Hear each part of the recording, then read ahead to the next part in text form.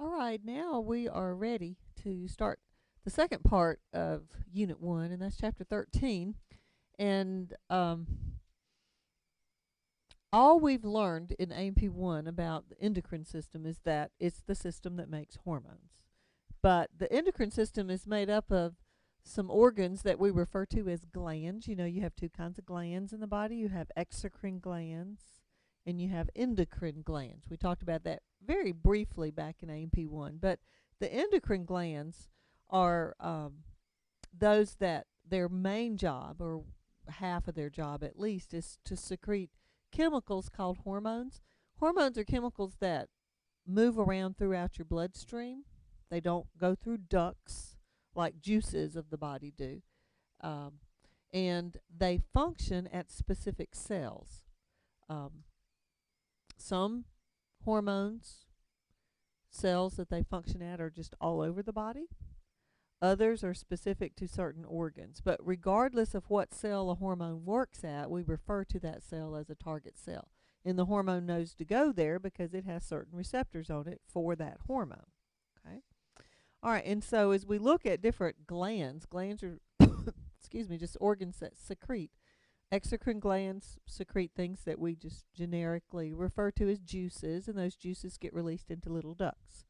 The liver produces bile, that's its juice. Salivary glands produce saliva. Tear glands or lacrimal glands produce tears. Your sweat glands, your sebaceous glands.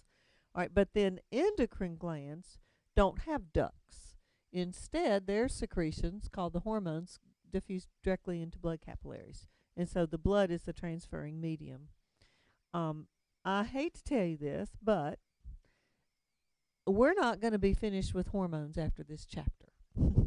We're going to encounter hormones in almost all the other chapters of the book because a lot of organs produce hormones. The intestines, small intestine produces some hormones. All right, but the small intestine's main role is for digestion, so we consider it a digestive organ.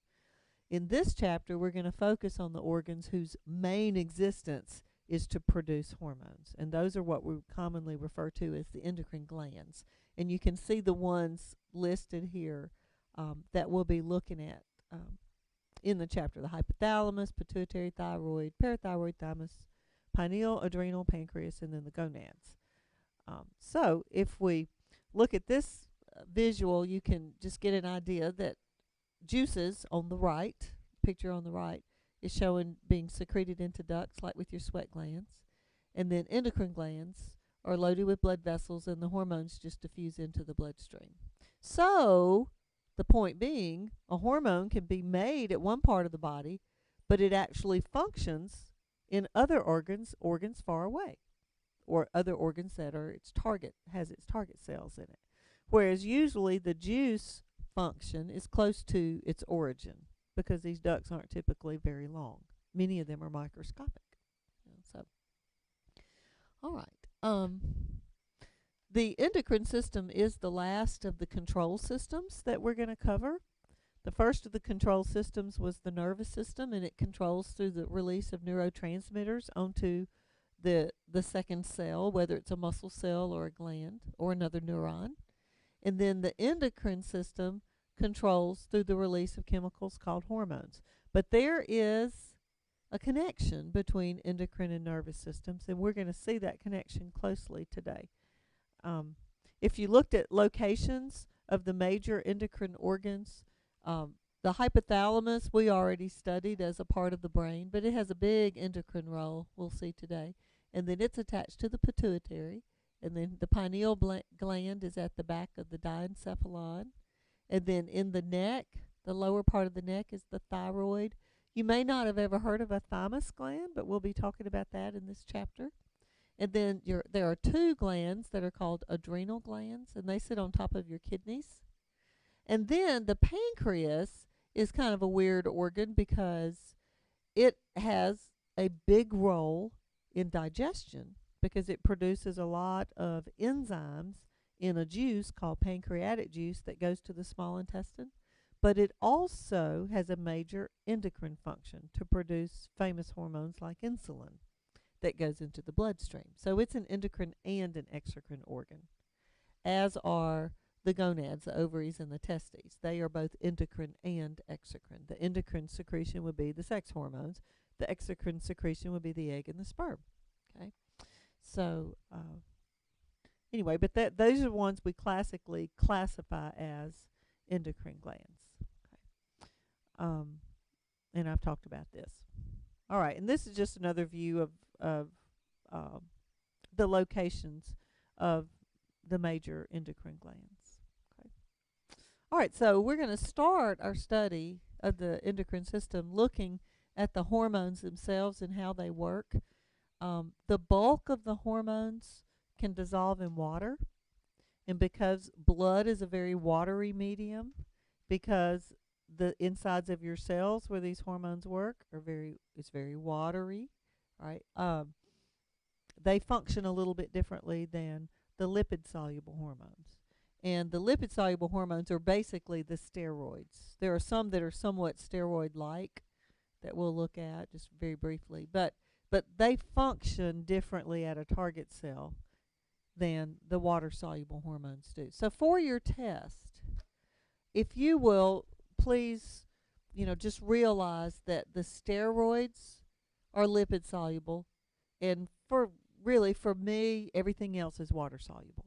Okay, there's a little exception, but some hormones are just little small molecules that have an NH2 group on them. They're called amines. Some are little short chains of amino acids. Some are little proteins, and some are proteins that have carbohydrates on them, glycoproteins. But chemically they're all water soluble. Okay, except for the steroids. Steroids are much more complex in structure. They have those big old ring structures. But anyway, they function differently. So let's start looking at the steroid hormones and those that are lipid soluble. First of all, when they diffuse into the blood, obviously they cannot dissolve in the blood plasma because they're lipid, not water soluble. Does that make sense? So they have to bind to some proteins that are in your blood plasma, and the combination can dissolve. Okay, so proteins have to carry them through the blood plasma. But then when they get to the target cell, like here's a steroid hormone, and here's its target cell, okay, it actually moves through that lipid bilayer. Remember the hydrophobic area where the phospholipids are coming together? All right, a water-soluble substance can't get through that because that's a hydrophobic barrier. But a lipid-soluble substance can. And so then when it gets into the target cell, because the cytoplasm is mostly water, it probably is binding to some receptor there, or it can move straight on into the nucleus and bind to a receptor in the nucleus. But regardless, the big point on the lipid-soluble hormones is that they bind to DNA. They actually get into the nucleus of the target cell and bind to DNA. And when they bind to DNA, it opens up and transcription takes place. Could anybody remember what transcription is?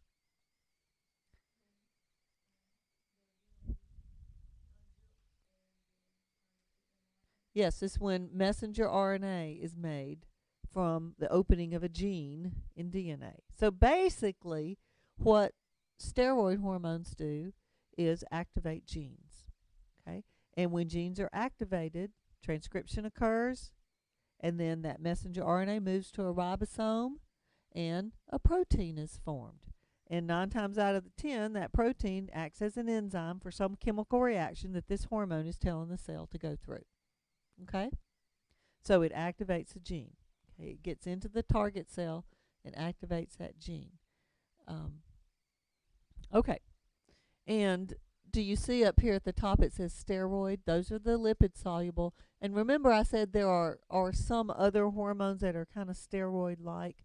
Some of the thyroid hormones are that way. They're not true steroids, but they act in a target cell like steroids. And that will not be on your test. Just know the steroid hormones, the lipid-soluble hormones, do this. Okay? But I don't want you to be confused when you start reading in your book. Even though thyroid hormones are not steroids, they act like them. They're more related to a steroid than the water-soluble. Okay. Now, if we look at the action of the water-soluble hormone, it's very, very different. So you stay on this page and let's look at a picture of it. Let's say here's a little water-soluble hormone. So it says non-steroid. That means water-soluble. Okay? And notice that there's a specific receptor molecule on the target cell. This hormone right here cannot go into the target cell. And the reason it can't is because it's not lipid soluble. So it cannot get through that hydrophobic barrier. Okay? But it binds to a receptor on the cell membrane. And once this receptor is bound, that triggers the breakdown of an ATP molecule inside the cell. Remember, when ATP breaks down, it releases energy in a phosphate to become ADP. Well, this does that twice to become adenosine monophosphate. It's a cyclic adenosine monophosphate, which is, don't worry so much about. But the presence of that cyclic AMP sets off a cascade of reactions that ultimately results in the chemical that this hormone is telling the cell to produce, or the desired change. So do you see how the cyclic AMP, in your notes it says it acts as a second messenger? A second messenger.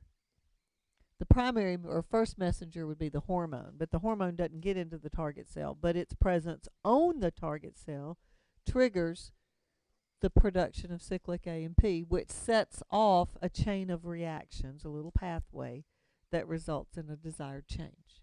Okay? All right. Okay. So we've seen a little bit on, just very briefly, on how hormones work. All right, but now we're going to look at how does an endocrine gland know when it's time to produce a hormone. So we're going to look at the trigger for the production of hormones. By far the main one is negative feedback. If you don't understand negative feedback, you will before this chapter is over. We will see it over and over and over and over and over again. Basically, what's going on with negative feedback is, let's say if, don't write this down, just listen to me. Let's say if hormone number 1 causes a cell to produce a chemical called A, then if you don't have enough A, that means the endocrine gland is going to start producing hormone 1. And if you have hormone 1 being produced, then that means chemical A will be produced. And as the level of A elevates in the blood, then that has a brake, B-R-A-K-E, brake effect on the endocrine gland, which shuts off its secretion of hormone number 1. So if you don't have hormone number 1, you're not producing as much A. So as A is getting used up in the body, its level goes down. And if it goes down enough, then that activates the endocrine gland to produce the hormone again. So do you see how it's self-regulated, basically? If you already have the desired change, you're not going to produce the hormone. If you don't have the desired change, you will produce the hormone. That's called negative feedback. That's how our thermostats work in our homes. They auto-regulate based on the desired effect, right? Okay. Most hormone secretions are controlled through that process. Some hormone secretions are controlled because a neurotransmitter gets there. So that's the third one, the nerve control. So we'll see some examples of that. If a nerve impulse gets to an endocrine gland cell and the neurotransmitters are released, the presence of the neurotransmitters is telling that cell to then release its hormones. Okay, so it's a direct nerve control. All right, and then sometimes there's a positive feedback. It's not nearly as frequent as negative feedback, and usually it's very temporary. So if you already have enough of the desired change, that's going to trigger even more of the hormone, which causes more of the change, which triggers even more of the hormone. It keeps up and up and up and up. And those are temporary, like blood clotting. Once your blood clots, it continues to clot up until a point. Okay, and that's a temporary little positive feedback. There are hormones involved in that. during, you know how women, I know you're all, whether you're male or female, you're familiar with the fact that female hormones go up and down and up and down and up and down monthly, right? During pregnancy, if they did that, she'd lose the baby. During pregnancy, they go up and they stay up and they stay up and they stay up and they stay up for 9 months. Okay? And so that's another temporary type of positive feedback. Okay. Okay.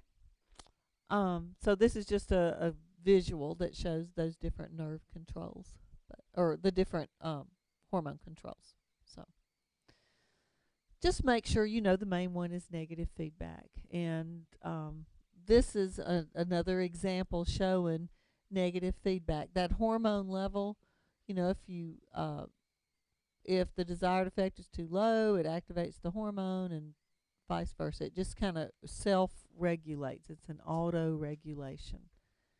So, okay. And so because of that, those hormones, especially the ones controlled through negative feedback, you know, they don't vary a whole lot. It just kind of goes up and down around this little desired range. Okay. I know I've spent a lot of slides on negative feedback. Don't dwell on it a lot, okay? If you already have what you need, you're not going to produce the hormone that causes you to have that. Does that make sense? Okay, that's all you need to know, and you'll be fine. Okay, so now let's look at the endocrine glands. On this table, you can see the endocrine glands that we're going to talk about, except I don't believe the thymus gland is on here, and neither is the pineal gland, but you'll see those in your notes. But you can see that some of these produce quite a few hormones. All right, and for most of these hormones, you need to know two things. For most of them. Some of them you need to know more than that. But you need to know where they're made. You need to know a minimum of two things about all of the hormones. What organ produces them, and what they cause to happen in the body. Okay? On some of them, you're also going to have to tell me what is the trigger for the production of that hormone. And that's a common sense thing. Okay? Mostly through this negative feedback. All right? So we're going to be looking at all these hormones one at a time by taking these organs. And the first one we're going to talk about is the pituitary gland. But as we do, we will see how the hypothalamus works with it. They work together, not really independently. They work together.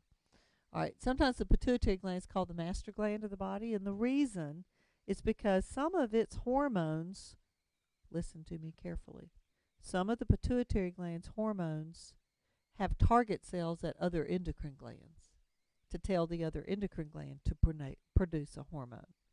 So in some ways it's the brain of the endocrine organs, but it also is controlled by the hypothalamus, so it's kind of weird. If you ever hear the name hypophysis, that's just another name for the pituitary, not hypothesis, hypophysis. I never use that word, but you may see it on a slide or something in lab. Okay.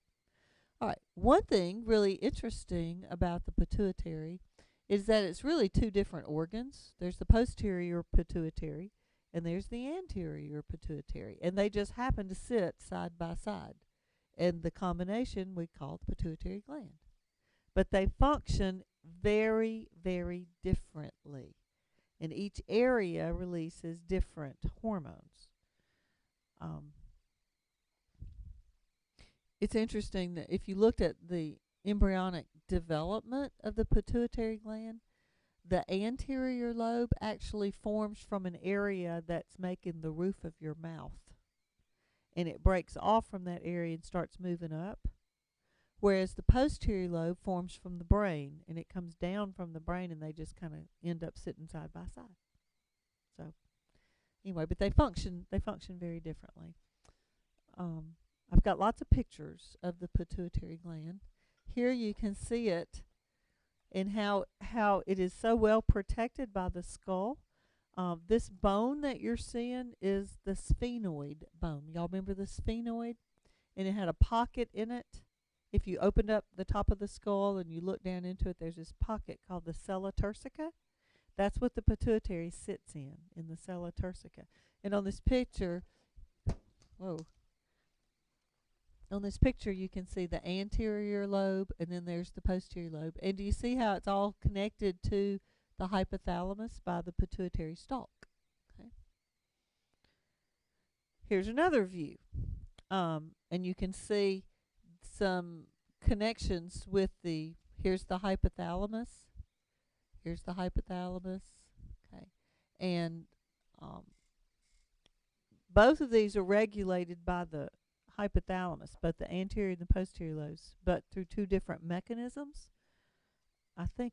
Yeah. This picture is not in your book. It's in a much older edition of the book. But in your book, the picture that's supposed to be like that one is the one I just showed you, this one. Okay? But I kind of like this picture better because it shows it all together. All right, I want you to notice on this picture the area in the hypothalamus. Do you see how you have those yellow cells and the purple cells? Okay, both of those cells are referred to, they're neurons, but they're referred to as neurosecretory cells. Neurosecretory cells. And, you know, what classifies a nervous tissue cell as a neuron is that it transmits an impulse, and at the end of the synaptic knob, it releases chemicals called what? What do neurons release? Neurotransmitters that then bind to another cell and affect sodium or potassium gates, right? Okay. A neurosecretory cell also sends an impulse and has a little knob at the end that has vesicles that have chemicals inside. But the chemicals inside go into the bloodstream. So they act more like hormones. Okay? So we refer to them as neurosecretory cells.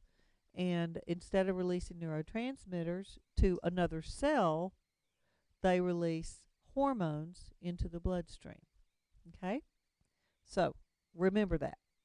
But do you see I've got two different kinds of neurosecretory cells on this picture? I have yellow ones and I have purple ones. All right, let's look at the yellow ones first. Look at the yellow ones. Do you see how the axon of these cells, I'll draw it in green here. Here's one. The axon extends down the pituitary stalk all the way into the posterior lobe. Do you see that? And do you see how then it releases chemicals, and these chemicals can be stored in the posterior lobe and then later released in the bloodstream, into that bloodstream, or they can just be released directly into the bloodstream. But regardless, these chemicals, which are hormones, are actually made by hypothalamic cells, aren't they? Not pituitary gland cells. Do you see that? Okay. And if you looked on the table that listed some of the hormones, the posterior lobe, it showed two hormones, oxytocin and ADH. Right? Technically, the posterior lobe doesn't make those hormones. Technically, they're made by neurosecretory cells at the hypothalamus. It's just the posterior lobe is the place of release into the blood of those hormones. Okay? So that's how the posterior lobe works. We'll look at the hormones in a minute. The anterior lobe works differently. If you look at the purple neurosecretory cells, do you see that they're a lot shorter than the yellow ones? But do you see they also end up at a blood vessel? All right, and so they're releasing hormones into the bloodstream.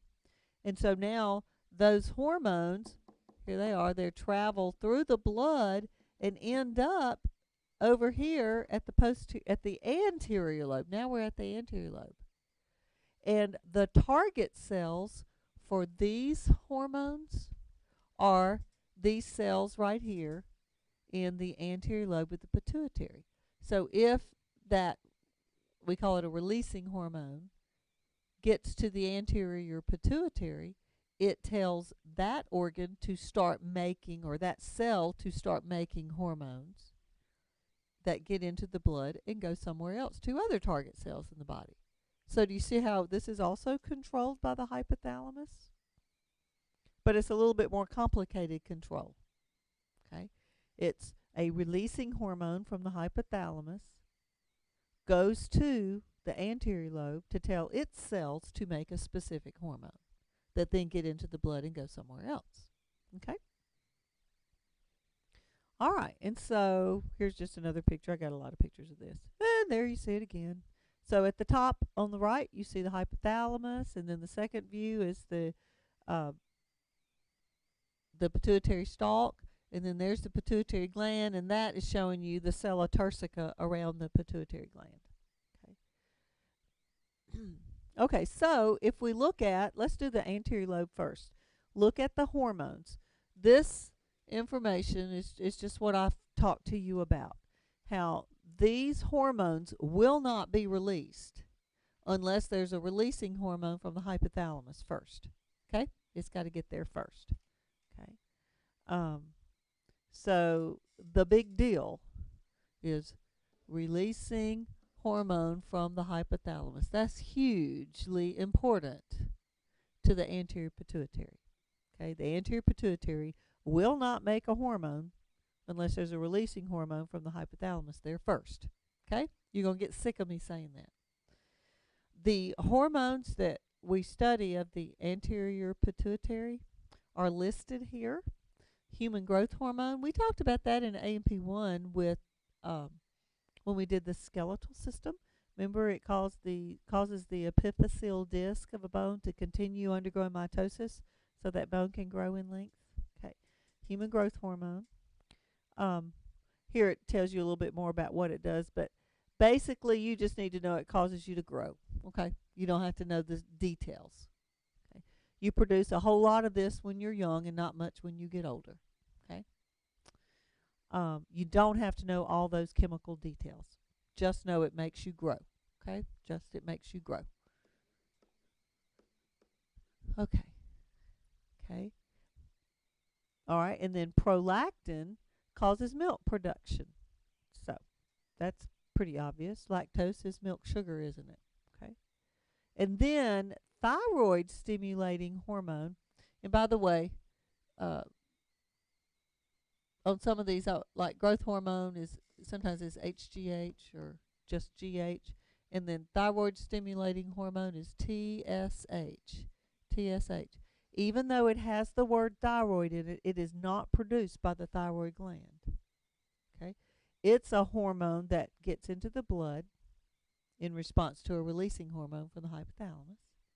And then guess where its target cells are? Where do you think TSH's target cells are? This is obvious. The thyroid gland. So it's one of these master gland hormones. It goes to the thyroid gland to tell it to produce its hormones. Okay. Adrenocorticotropic hormone is also called ACTH.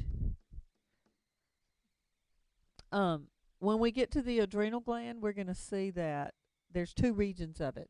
The outer part is called a cortex, and it makes certain hormones, and the inner part is called the adrenal medulla, and it makes other hormones. ACTH has target cells in the adrenal cortex to tell it to produce hormones. So do you see how it functions kind of like thyroid stimulating, in that it goes to another endocrine gland to tell it to make something? There's a good interaction then. All right, and then the gonadotropins, you may not see that word in your book. In your book, the gonadotropins are these two, follicle stimulating hormone and luteinizing hormone. But these are hormones that affect the gonads, which are the ovaries and the testes. And we will talk about them individually when we get to the reproductive system chapter. Okay. For this chapter, you just need to lump them together as gonadotropins. And like all of the other anterior pituitary hormones, the gonadotropins will not be produced unless there's a releasing hormone from the hypothalamus. And then when they are produced, their target cells are at the gonads to tell them to make hormones like estrogen, okay, or testosterone. All right? I love this picture. This is showing you right here hormones from the hypothalamus These are hormones from the anterior pituitary. And these are target cells, target areas, organs of the hormones from the anterior pituitary. You see how all this is interacting? So let's watch. Human growth hormone, in order for it to be released, there has to be a releasing hormone from the hypothalamus. Okay? In order for a woman to make prolactin, she has to get a releasing hormone from the where? Hypothalamus. You don't have to know the specific name of the releasing hormone. You just need to know a releasing hormone from the where? Hypothalamus. Okay? In order for the anterior pituitary to make thyroid stimulating hormone, it won't do it unless there's a releasing hormone from the hypothalamus. Okay? In order for you to make ACTH, you have to have a what? Releasing hormone from the hypothalamus. In order for you to make gonadotropins, guess what you have to have? A releasing hormone from the hypothalamus. Are you going to miss that on the test? No. You better not. Okay? You don't have to know the specific name for the releasing hormone from the hypothalamus, but there are different ones. Okay? All right. You all have pretty much reached your mature amount of growth, haven't you, as an adult? So probably right now, and this is not on your test, by the way, but probably right now, instead of making this hormone from the hypothalamus, you in turn are making this one, which shuts off the release of production of growth hormone. Okay? So that's a good thing. Unless you're nursing a baby right now, you're producing an inhibiting hormone that prevents you from making prolactin, thank goodness. Okay? It's just when you're nursing a baby that you produce the releasing hormone that affects prolactin's production. So sometimes you have these, on a couple of these, you have this other inhibiting type hormone from the hypothalamus, but that is not on this test. Okay? She asked, why can't some women produce enough milk to nurse a baby? Maybe they don't produce enough prolactin. Maybe there aren't enough target cells there. You know, there's just all kinds of reasons. But yeah, and some people can't. Yeah, that's why there's formula. So thank goodness for that. All right, this looks complicated, but it's not, because I've gone over this. This is just another way to present the interaction between endocrine glands. Here's the hypothalamus. It can produce a releasing hormone that affects the anterior pituitary cells to tell them to make a hormone that in turn can affect a different endocrine gland. So this would be like for the TSH and ACTH and the gonadotropins that affect other endocrine glands. And if that last endocrine gland produces its hormone, then the presence of those hormones acts as a brake on all of this. If you don't have this, then it's all going to get turned on. That's that negative feedback between different endocrine glands. Okay? You need to be able to explain this to me. Hint. Okay? All right. All right. This is not on your test. This whole slide is not on your test. But those who had me in A&P 1 might remember this from A&P 1. As a child, if you don't produce enough human growth hormone, you'll have pituitary dwarfism. Okay? As a child, if you produce way too much human growth hormone, you'll have gigantism. You'll end up with that. Okay? Which is devastating. As an adult, you can't get taller or shorter, can you? Because your epiphyseal discs have already ossified. However, you may have a tumor. Listen. You may have a tumor of some of the cells in the anterior lobe that make growth hormone, and they may start secreting them. Or it may be a hypothalamic issue, and instead of producing the inhibiting somatostatin, you may be producing the releasing. So it's making you make growth hormone at a time when you shouldn't be making it, so your bones don't get longer. Instead, they get thicker, and that condition is called acromegaly. Other things happen too, but the real obvious one is thickening of some bones. Um, do any of you watch Grey's Anatomy? Did y'all watch the first episode this season? You did? In this very difficult class, you took the time to watch Grey's Anatomy?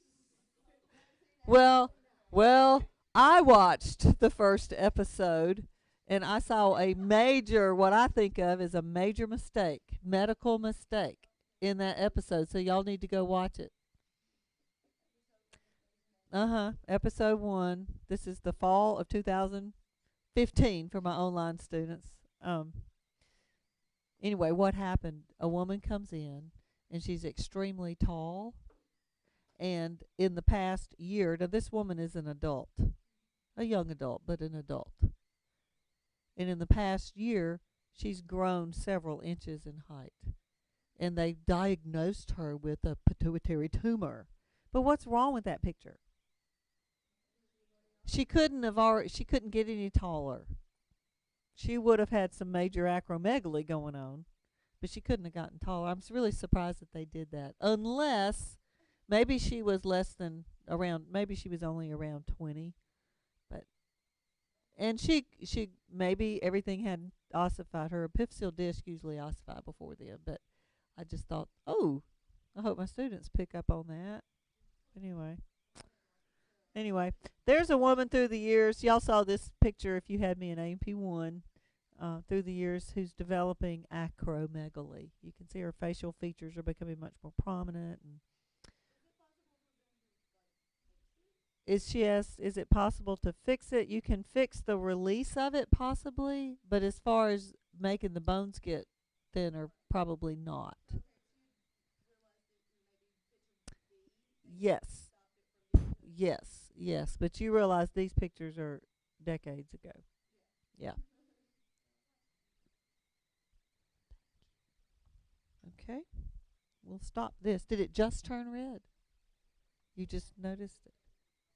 Great. Okay. Great. Thank you. Well, we're going to stop this. I'm so glad. Thank you for telling me that.